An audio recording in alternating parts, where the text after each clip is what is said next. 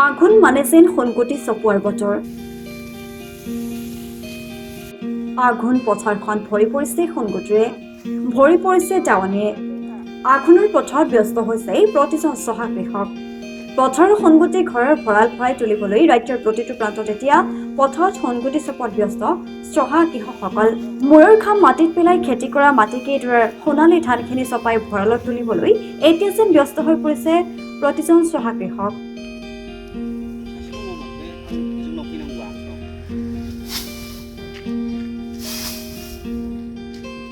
ৰাজ্যৰ ভিন্ন প্ৰান্তৰ লগতে পৰ্বতজোৰাৰ টিপকাৰাঞ্চলৰ চিলকিখাটা গাঁৱতো প্ৰতিজন চহা কৃষকে সোণগুটি চপোৱাত সপৰিয়ালে ব্যস্ত হৈ পৰা পৰিলক্ষিত হৈছে।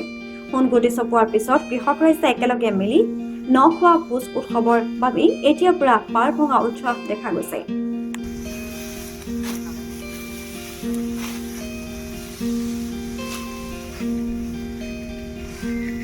আমি এতিয়া ধান চপোৱাত ব্যস্ত হ'বই লাগিব।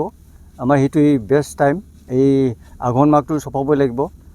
এই মাহতে আমাৰ এই ন ভাত যিটো বুলি কয় এইটো খাবই লাগিব।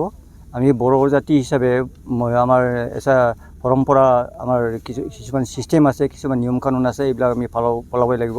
ধান কাটাৰ আগতে আমি ধানটো লক্ষীৰ কাৰণে আমি ঘৰৰ মানুহেই কাটি লৈ যাব লাগিব। এই কাটাৰ সময়ত প্ৰথম মাহতে খাচী লৈ আহিব, মাইকী মানুহ আহে, তাৰপিছত কলাপাত লৈ আহে, তুলসী পাত লৈ আহে, এই যে পানী লৈ আহে, কি পানীটো এইটো শান্তি পানী লৈ আহে, শান্তি পানী লৈ আহে। এই পানীটো লৈ পেলাই আহোঁতেও কথা পাতিব নোৱাৰে কাৰোৰ লগত, যাওঁতেও কাৰোৰ লগত কথা পাতিব নোৱাৰে। ধানটো 2 মুঠামান কাটি লৈ পেলাই 2-3 মুঠামান কাটি লৈ যায় পেলাই ঘৰত আমাৰ যিটো ভঁৰাল ঘৰ হয় তাতে থ'ব। থোৱাৰ পিছতে আৰু বেলেগক কাটিব দিয়ে বা আমি বেলেগে কাটোঁ। প্ৰথমে আমাৰ ঘৰৰ লখিমী ঘৰৰ যিটো গাৰ্জেন, এইটো মাইকী মানুহ, ঘৰৰ মাইকী মানুহ তেখেতে কাটিব। কাটাৰ পিছতে বেলেগে আমি কাটিব পাৰিম, তাৰপিছতে কাটিব পাৰিম। আৰু আঘোণ মাহটো আমি ধানবিলাক চপাম। আমি ন ভাতটো সেই সময়তে আঘোণ মাহতে খাব লাগিব। পুষ মাহ হ'লে সেইটো খাব নোৱাৰি, এইটো প্ৰায় 1 মাহটো গেপ থাকিব। এইকাৰণে আমি এই মাহ আঘোণ মাহতে খুব চেষ্টা কৰোঁ ধানবিলাক চব চপাবৰ কাৰণে।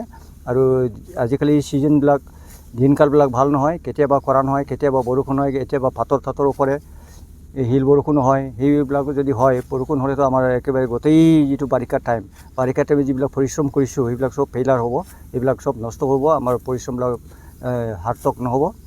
এইকাৰণে আমি এই মাহতে এই সময়তে ধানবিলাক চপাই লৈ পেলাই ভঁৰালত ভৰোৱাটো খুব চেষ্টা কৰোঁ আৰু কি। আৰু দেখা গৈছে যে যিহেতু আপোনালোকে গোটেই পৰিয়ালেই আচলতে ধান কটা, ধান চপোৱাত ব্যস্ত, খোৱা বোৱাখিনি আপোনালোকে কি পথাৰতে হয়? খোৱা বোৱাখিনি পথাৰতে, যিবিলাক পথাৰত আহে তেওঁলোকে পথাৰতে কৰে, আহি পেলাই পথাৰত কৰে। ধানবিলাক ভাতবিলাক লৈ আহে, খোৱা বস্তুবিলাক ইয়াত লৈ আহে, যিবিলাক পথাৰত কাম কৰে। আৰু যিবিলাক ঘৰত কাম কৰে, ঘৰতো আৰু ধান চপাব লাগে, ঘৰতো ধান শুকাব লাগে। কিছুমান মানুহ ঘৰত থাকিবই লাগিব।